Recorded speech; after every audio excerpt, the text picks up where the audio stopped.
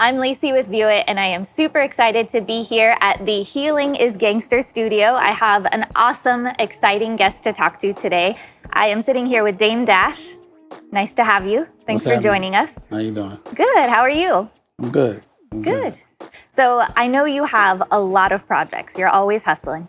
But what I wanted to talk to you about today was of the projects you have going on for young kids, for the youth out there. I know that you have Applefish Kids. I know that you have a book out for children. I even saw your little guy doing his affirmations the other day. Mm-hmm. That was adorable. So can you tell me a little bit more about the projects you have going on that benefit the youth? Well, you know, I had a lot of issues with education because I know what I was taught as a kid and I know what I'm using today. And I got with a crew called the OSG, which is 200 principals from economically challenged places. And instead of complaining, I do this thing called complanning. I complan. So we were making a plan on how to fix the things that most people are complaining about. So we wanted our child to be educated a certain way, so we had to develop the curriculum firsthand. So in getting with the OSG and my girl Raquel, Dusko's mom, wrote a book called Dusko Goes to Space. And with the help of Principal Jocko, she made sure it helped with all the cognitive skills with the children. And then we were able to do read-alongs with the classes through a Zoom because it was the pandemic. Mm. And through the pandemic, with these read-alongs, the actual metric was 100% of those kids, their cognitive skills went up 30%.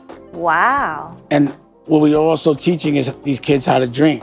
Yeah. Because that's what I notice about adults. Most of them have no dream, and that's sad. Yeah. They don't teach dreaming in school. Yeah. So we decided also if our child's going to watch content on YouTube or on television, that we have to make the right content for him to watch. And we're not selfish with the plug. We made it available for everybody. So Applefish is content that a child will watch and learn and evolve. Not waste their time, teach them things like saying, I am important. Yeah. As you saw my 2-year-old doing without me telling him. He just sitting there going, I am important. Yeah. He goes to sleep going, apple. So the things that you put repetitively in somebody's face, it's programming. Yeah. If I'm going to put something in my child's face, it's going to be something that's going to evolve them, not distract them. Yeah. Something that's going to make them confident, not insecure. So again, instead of complaining, we came and had a plan. We complanned. Awesome. And we're making curriculum for kids that you could watch, where a kid feels entertained, but they learn at the same time. Mm-hmm. And books. We have cartoons. Mm-hmm. And, you know, franchises that will have different verticals. All the verticals that everyone else has that's been distracting us, we're going to reprogram and give them the verticals that focus us on self-dependence. Yeah. And understanding how important we are. And it's not about one culture, it's about everybody being on the same sheet of paper. Because if one culture is educated and another culture is not, then we're going to be fighting. Mm-hmm. So it would make sense for us all to be like-minded and let love be the leading factor.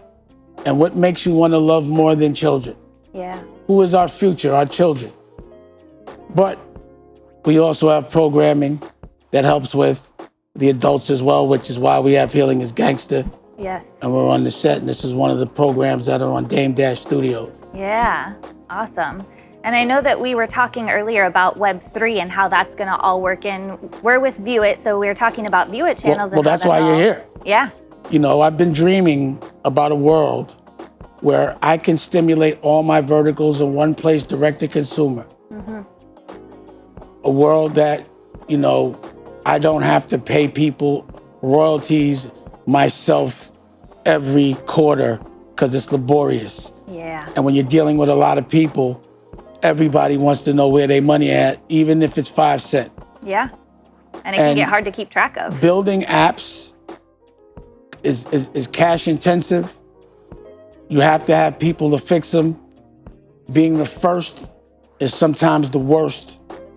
But I was trying to do something where as you're looking at things, without disengaging. You could buy what you see, where we could have live stream where people could do events, because this is an event space as well. But it could be live stream. So if there's a pandemic, people could still see certain things. I wanted to be able to go and bounce right into the metaverse. And that was recent, but those were things I was adding so that people could get the Oculus on. And, you know, and again, the pandemic has made it where I want to be pandemic proof, where people can digest and enjoy things realistically without leaving the house. So, my friend Claudia, and Cuba Gooden called me. Well, actually, Cuba had a meeting with me, and I expressed all these things, and I told him what I was trying to build, and he listened. And a year later, he came back with y'all, and this shit is a dream. For a person like me. I have magazines, I have comic books, I got television networks, I have live events, I got music, I have other people that have movements that are strong and necessary that I want to empower. I got my NFT museum, all in one place. I could have it. And I don't have to worry about downloading the app, because that's a lot of times what makes people, I know me, stop that process. I could just send it on my phone and text it to somebody. And what I learned about apps is the subscription doesn't work. It got to be free, or you got to give them an option. But this ain't an app. For what I know, this is a DApp. It's on Web3. It's forward. I'm the first there, and I like that. I understand other people will do it. I want to showcase how you can monetize things in the Web3 space in every facet, from fashion to therapy to music to movies to art. It's not just the NFTs and the transparency of every transaction. The money goes right to your wallet. You don't even have to call me about it. We do a smart contract, and it goes to your wallet every time a cent is made. And if something you sell is resold, you can put in your contract that you get a piece of it. If it's digital, if it's content, or whatever it is. So I understand this. My job is to speak it in the language that my culture, people that are creative, when I say culture, I mean creative, artistic people that feel that everyone is equal. That's not a color of skin, that's a color of soul. And that's what I'm talking to.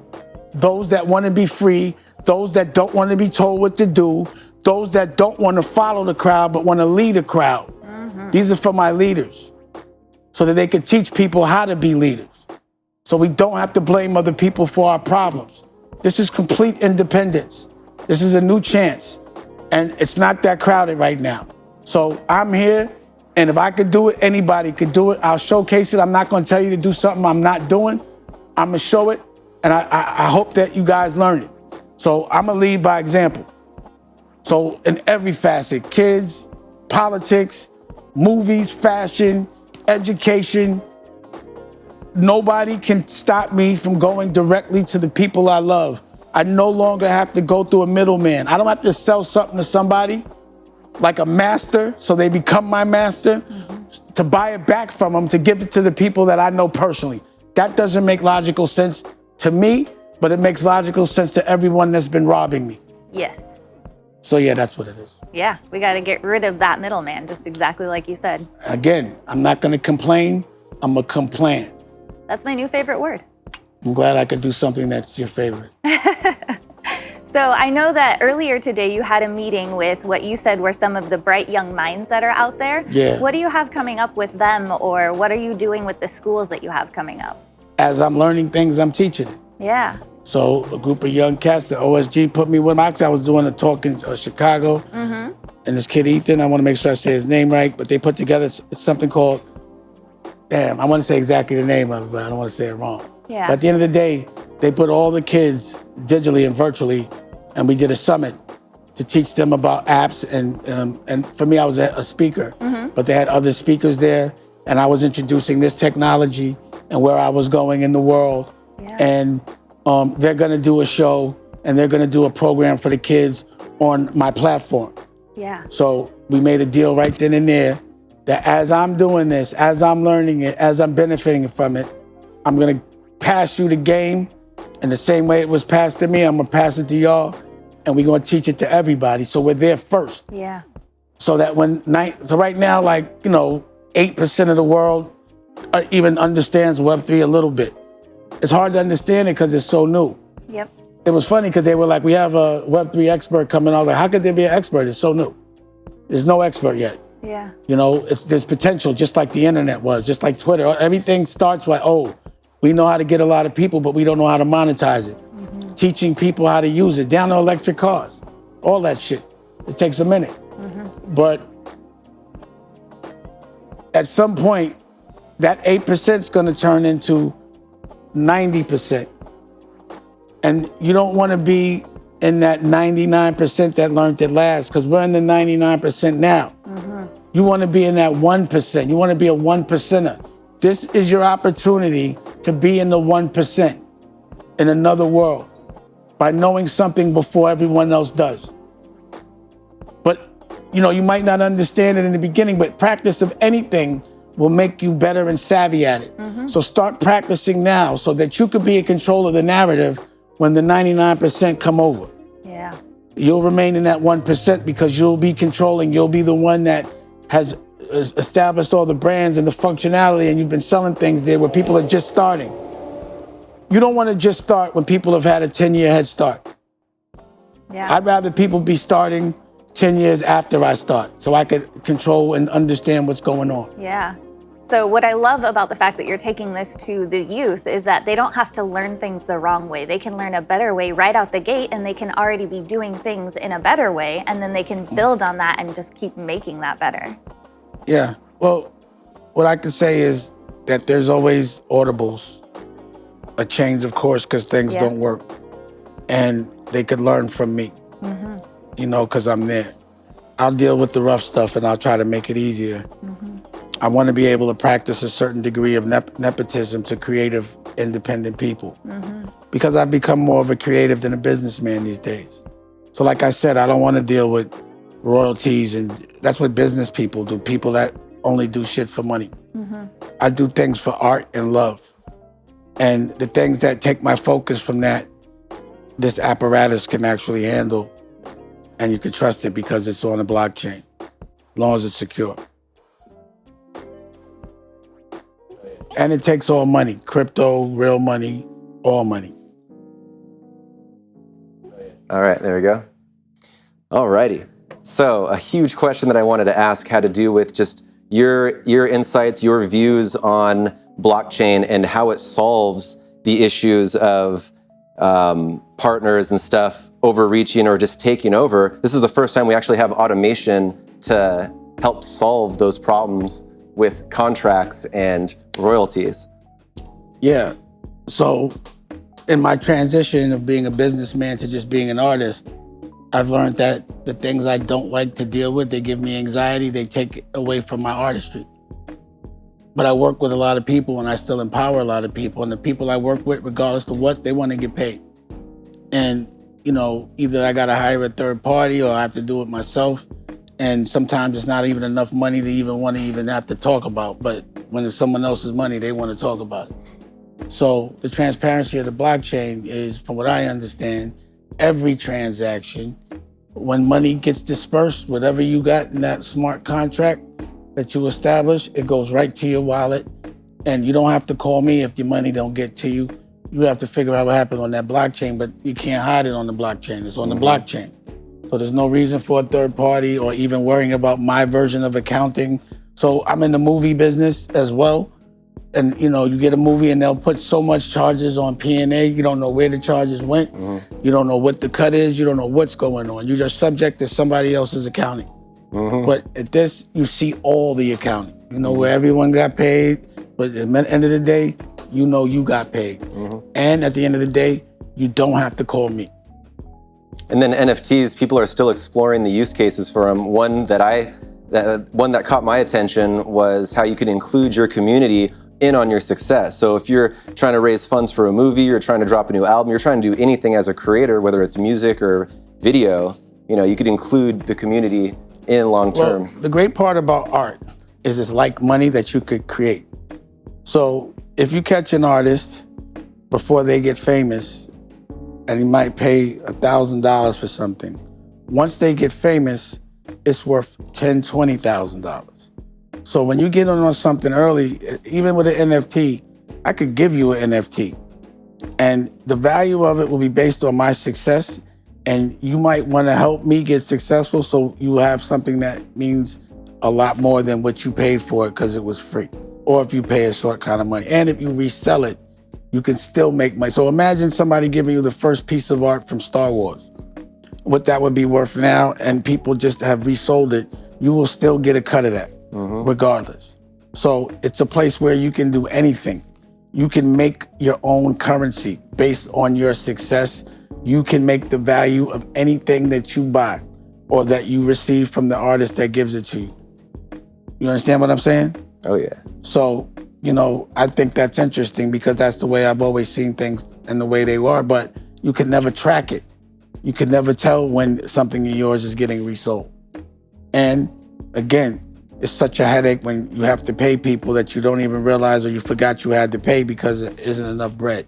And they didn't take care of their paperwork and now they're blaming you. And they expect you to stop everything you're doing to go and look and break down $500. And it's a good vertical for everything. So every piece, any franchise, if I put out a movie, if I put out an album, if I put out a book, a comic book, anything, there's always an art vertical that's gonna go with it.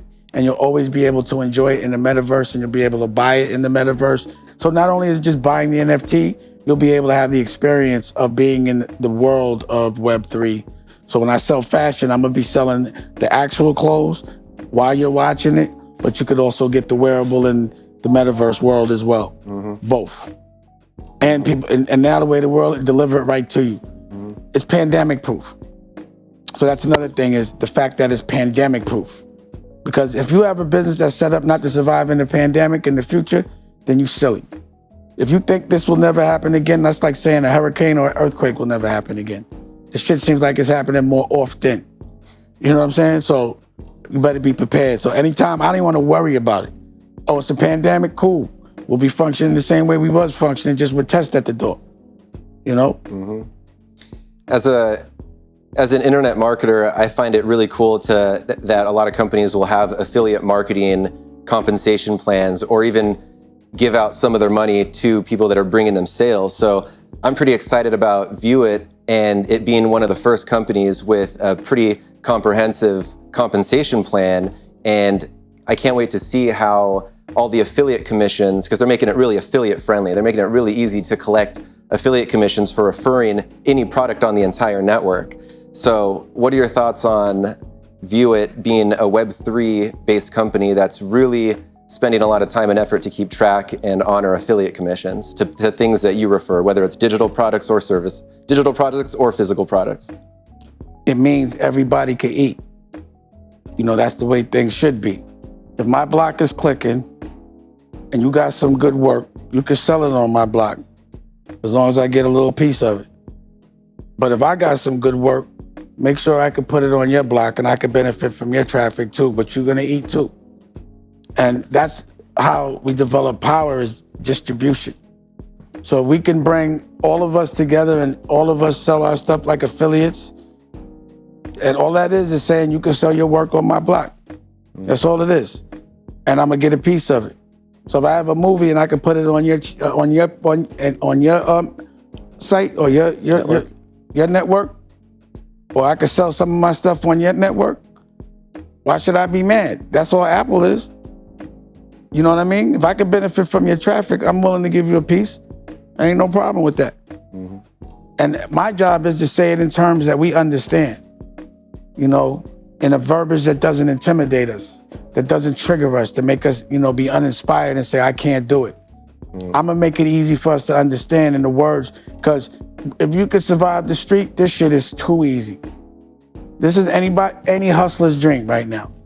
Transparency. Yeah. Transparency. You could sell anything you want on this. Period. As long as it's legal. Yep. I've had a lot of internet marketing friends that would bring companies thousands of people at a time, and those companies it's up to their accounting and how they see it when it comes to actually paying out the affiliate commissions. Yeah, it's nothing to talk about. It's not no next quarter. It's not after you pay your bills. It's right here. Mm-hmm. And that's fair both ways. Yeah. Pause. So we're just now going into an era that has stuff like smart contracts that automate a lot of things having to do with contracts. But what was it like 10, 20 years ago when paper contracts existed? And like, are paper contracts, can you really rely on them? And do they really hold true to what they're supposed to do? So number one, as a creative or person that doesn't deal with that, you have lawyers that deal with all of that. You don't know what's in them contracts because they're so long with words that don't mean shit that, you don't even look at it, and you let your lawyer rob you and, charge you $700 an hour to go through shit that doesn't matter. Then what happens with a contract is if someone violates it, you then have to pay money to go and have a lawsuit, which takes about 3 years and money, and you might not win.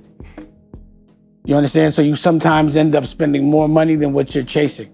So if it's like $13,000, it's going to cost $25,000 just to hire the lawyer to go get $13,000, and you might not get it back.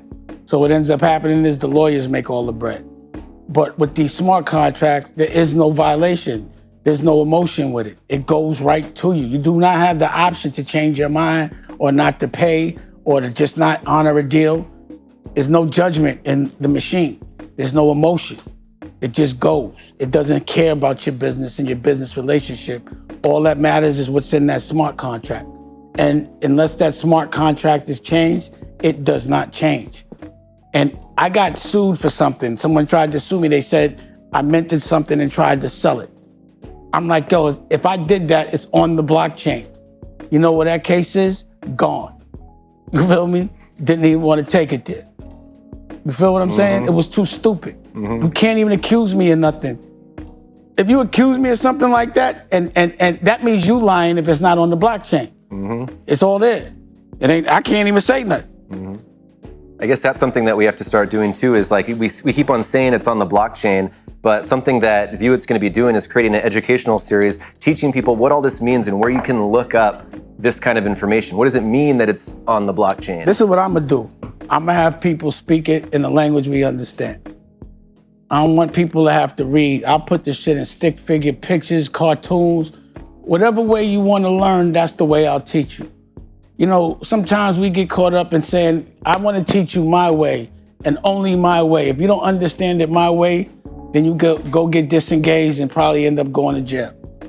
But what we have to do is figure out how people understand things and speak in the language they understand that makes them comfortable, no matter who it is. You understand what I'm saying? Certain words mean different things to different people based on their experiences in survival. But there are things that will intimidate and trigger and uninspire certain people, creatives. Lengthy paperwork and words that you don't understand. Like when you look at a contract, they start with the definition of all the words they're about to say. How have traditional contracts been misused in the entertainment industry? Like I said, understanding them and enforcing them is costly. And usually the only time you start double backing and looking at your contracts is when the money's not right. So you now don't have it to fight. When everyone's getting money, you don't even look under the hood. It's just when the bills start getting paid late, you be like, what happened? Oh, well, you had $5 million last year, now you only got $1 million. And it looks like, based on how much money you spend a year, you ain't gonna have too much in a month, and I quit as soon as you run out of money. So this is how we break the program. Teach people how to make money off of what they love. Remember when a gamer, you play video games all day, you stupid, this, that, and the third, you got PT, anything. And now these kids is making millions of dollars playing games. That's what we're all supposed to be, making money off of what you love. We're programmed to have to survive doing stuff we hate. Just look at the shit. It don't make sense. So, this is about breaking the programming, approaching things different and see how you feel. You will not get a different result unless you do something different. This is different. Do it different, then complain. Until then, complain. And then complain some more. And don't complain. So, judging based off of what you've seen on Viewit so far, how will Viewit change the entertainment industry? It'll lead by example. Like I'm using technology, it was a dream for me. You know me, I'm just like, as long as that shit works, we rocking. It does it work? Hell yeah. Then we good. Cause I got a lot, I know what it means to be able to do events and live streaming and people, we pay for them and be able to have people watch you do stuff and pay and, all of that stuff. I know what it is to have the ability not to do those things. So how happy I'm gonna be to be able to do it, cause I couldn't do that shit before. Now it's all here. Now, when you have an online business, whether you're selling physical products or digital products or live events or NFTs, whatever you're trying to sell, the platforms that you sell your products on and that you're marketing on, those softwares you're essentially partnering with them. So how important is it to have transparent partners in business, including platforms? So, they're kind of a partner in your business because you're using their software. Yeah, everything. I need to see everything. So yeah, of course, if you have something to hide, what you hide. So in every aspect of it, I need to get all the data, you know what I'm saying? I need everything, because that means a lot. And I want to know what every transaction, again, that's the purpose of being the boss. So that you know exactly what's going on. You don't have to just worry about what you're being told. And you don't want to have to pay people to go do forensics. If you've never put your own money up and had to not eat until what you put up makes you money back, if you've been, dependent on somebody paying you every day, it's a different mentality. A dog on a leash is way different than a dog that has to eat the food he kills to eat every night. It's a different mentality. I'm not a dog on a leash.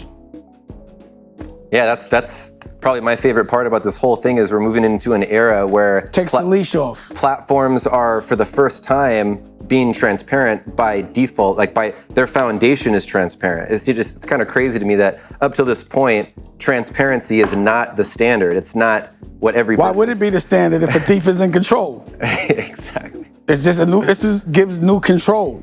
Yep. Yeah, a thief. Why would it behoove a thief for you to know how he's robbing? Of course. Yeah. It was never meant for the artist to eat. What percentage of revenue do artists see traditionally? Like 10%, if they're lucky. After all the account, like 10% after whoever put up the money gets all the money back that they put up. Yeah, usually what happens, they just keep giving you more loans. The legal, the accounting, all these fees Everybody stack gets up. it back. And it's hard to keep track of all that shit as the business owner too. Nobody feels like dealing with that shit, bro. No. Period. It's not. If it doesn't have to be part of the game, then I'm not doing it. If you got to do it, you got to do it. If you don't, I'm not. So this makes it where I ain't got to do it. Yep. Period. So what I really want to know, because the whole Web3 environment, crypto, NFTs, smart contracts, when you first get introduced to that and you fall down that rabbit hole, it goes deep. So I want to know what first got you into Web3. Like, was it an encounter? Was it a friend of yours saying, hey, you got to check out X, Y, and Z. Look at this technology. First of all, what threw you down the hole? And then what clicked for you? What did you learn about it when you're like, aha, I get it? As an independent, you're always looking for a path to get to your goal of being profitable, of making a lot of money without having to compromise. You're always looking for it. So either way, when I heard about it, I knew I needed to understand it. And what happened was two things. Someone threw a NFT, a show here with Lupe Fiasco. And one of the ancillary things was the NFT. And, they did a live show and all this. So I was like, oh shit, this is actually going on. I didn't see a whole lot of money made, but I understood what was going on. But when I was offered a certain amount of money for my interest in Rockefeller Inc., which owns Reasonable Doubt, they offered me like $1.5 million, Jay-Z. And I was like, that's some disrespectful shit. So I guess I had to sell it someplace else. And I was talking to my cousin who knew this dude, Ron Sweeney, a lawyer, Ron Sweeney, and they were telling me it might be better to sell it as an NFT and all the things you could do with it. You had a lawyer suggest that you should sell it as an NFT to get more revenue out of it? Yeah, that's interesting. Okay, sorry, didn't mean to But then what interrupt. happened was I got the lawsuit because, again, I got accused of doing something I didn't to stop me from doing it. And then everybody just went missing. So I had to deal with the lawsuit on my own. I was like, that's fucked up. But from there, I guess exploring all the things and having to understand the laws and what I could do or what I couldn't do with the potential. Like if you read Bloomberg and all that, I set a precedent for things that are moving forward. And then, I wanted to make a statement in that world.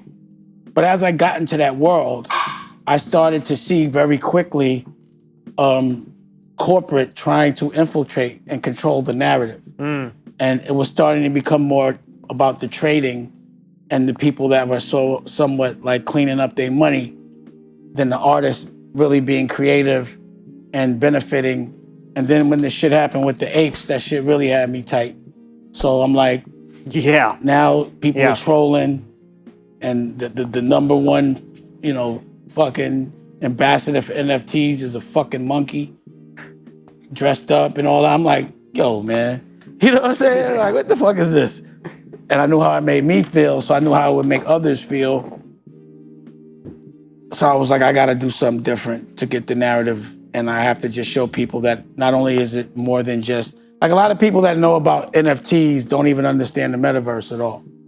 It's another level. And then there'll be the multiverse. There's always gonna be something. And if you're an entrepreneur, you just like to know shit so that you can make sure if it's right, you can teach it. So once I learned a little bit about this, I'm part of the OSG, that's 200 principles from economically compromised environments. And I was begging them to learn this so they could teach it to the kids first.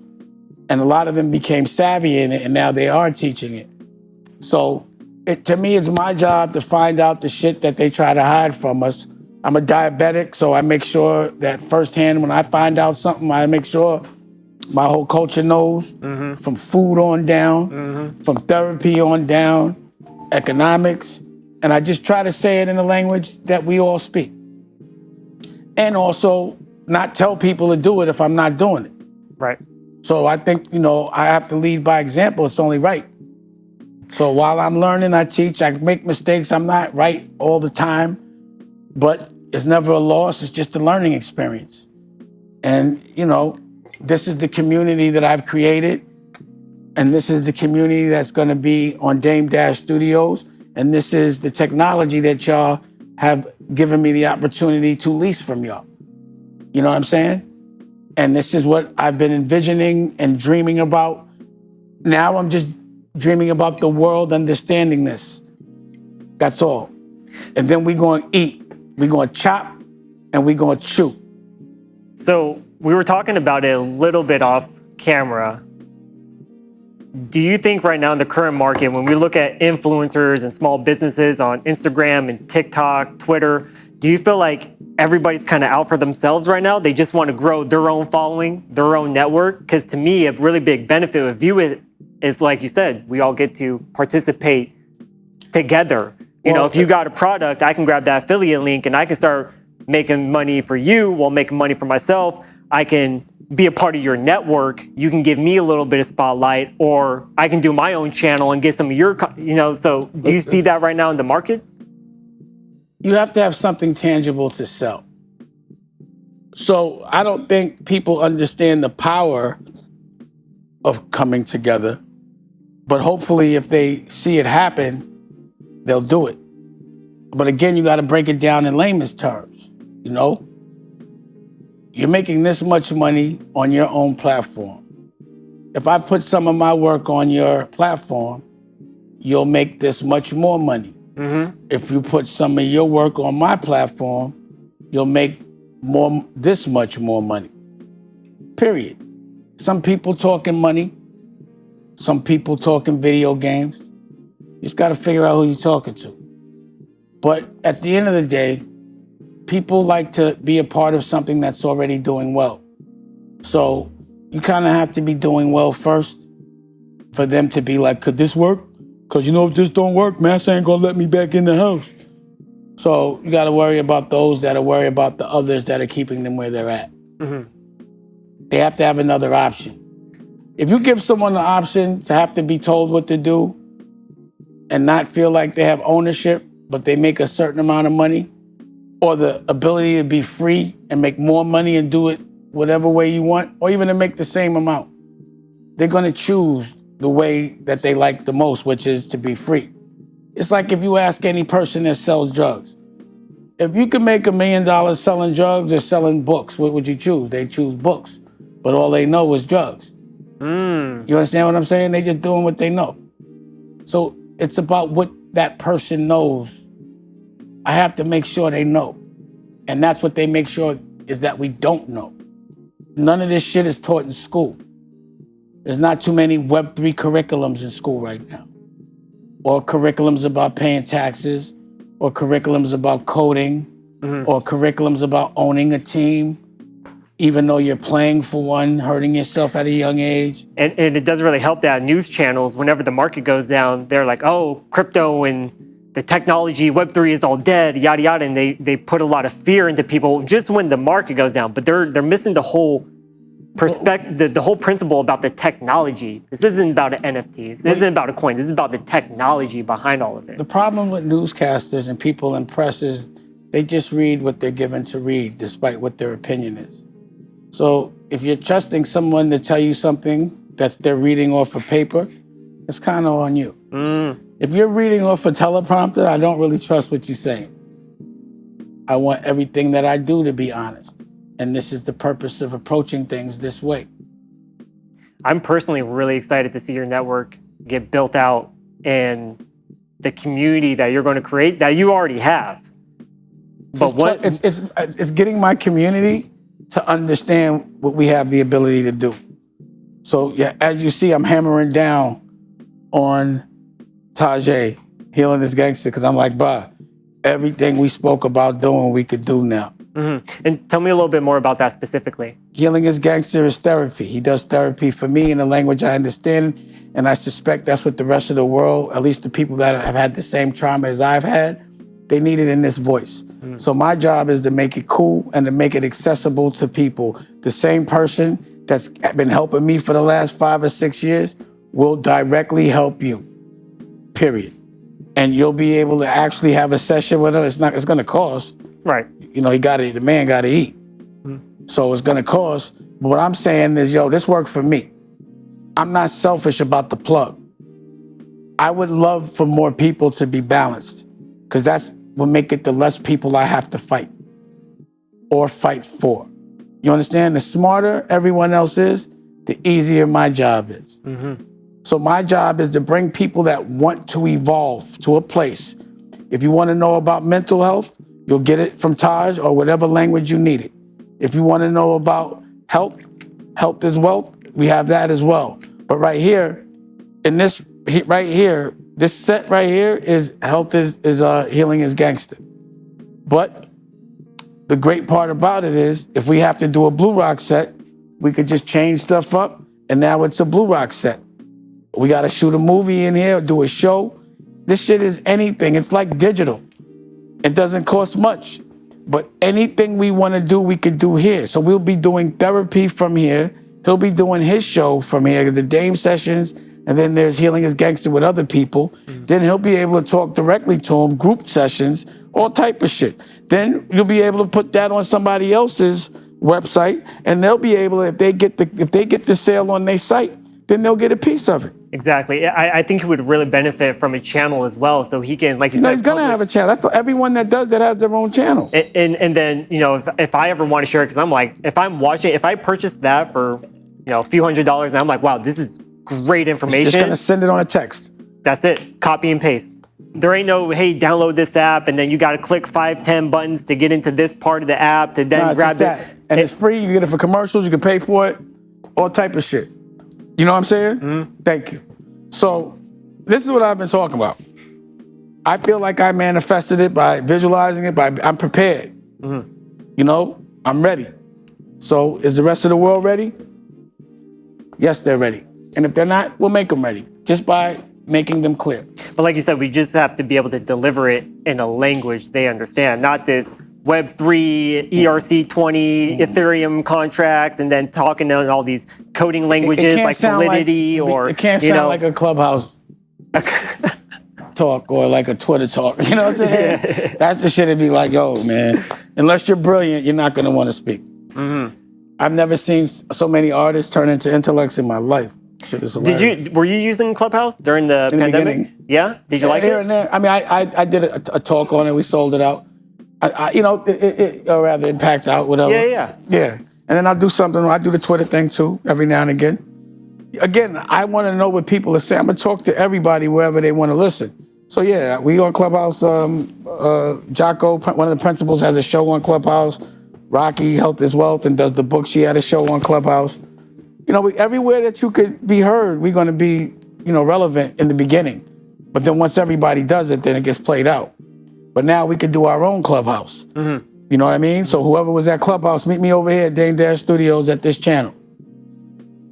And now we can see each other. We can make some money together. It's about linking up and then chopping, chewing. So let's say I'm in the studio. Thank you. And I'm working on a mix, I'm working on a beat, whatever it may be. And I'm like, you know what? I'm sure Dame would really have some good insight on what I should do right here to make this perfect. If I want to get a hold of you on a face-to-face, just for 2 minutes, pay you a few $100, is there any way I can do that right now? It wouldn't be a few $100 for Dame Dash, but yes, if let's say I was into that, and anyone that wants my opinion, if you got a couple of grand and you feel you want to talk to me direct, you would be able to have that conversation with me. But you might want to talk to someone that's affiliated with me or somebody you respect about the same thing, and you could have a consultation. You could, if let's say Taj wants to give therapy, you could give therapy. If you want some advice on how to take care of your child support, you could have that as well. If you want to talk about education with a person, you could do it's so many different ways. It's just subject to the person and the ways they want to package up whatever information they want to give. If I want to, like I said, I'm going to do the Blue Rock. We have live shows here. You can buy tickets. We're going to tape it. What I'm going to do with Taj first is I have a rock group I'm in called the Black Guns. And the first album is called Therapy. And every song is related to some form of therapy for me. So there's always been for Taj to talk me through it while I go through the songs and have a live performance. So it's therapy and music at the same time. We're going to tape that. Rather, we'll live stream it. People will be in the audience, and then people will also be able to buy it while they see it. You understand what I'm saying? But they'll also be able to see it at another time as well. So they'll be able to see it on demand, watch it like a show. They'll be able to see it live from their house or live in the physical. They'll be able to buy all the ancillary verticals that come with it, the NFT, the merch, whatever it is that goes with it. And, that's how we're going to launch it. And I'm going to do that once a week, like a residency. So there's a rapper that I saw, I believe it was Tory Lanez, but he made an album and released it as an NFT. Did you see that? Yeah, of course. And he was going crazy about it. And he was like, why would we need labels anymore? Why would you need X, Y, and Z anymore? How do you feel? What's your perspective on how he did that NFT album? And do you think the market really might start heading in that direction if people start getting prone to this technology? Yeah, why wouldn't they? If an independent can find a way to make money without having to go through a corporate and you could maintain and retain all their rights, why wouldn't they? Yeah, definitely. Just because the crypto and the NFTs is going down a little now, it don't mean it's not going to come back. So I suggest people practice right now. Yeah, right now I think it's a great time for coders to start getting, educated on languages. So as soon as we all start going back up, I mean, like you said, it's being prepared for when that moment happens. So then you can get on the boat and take right off with it. Yeah, or at least sound savvy about it. It's cool to be intelligent about things too.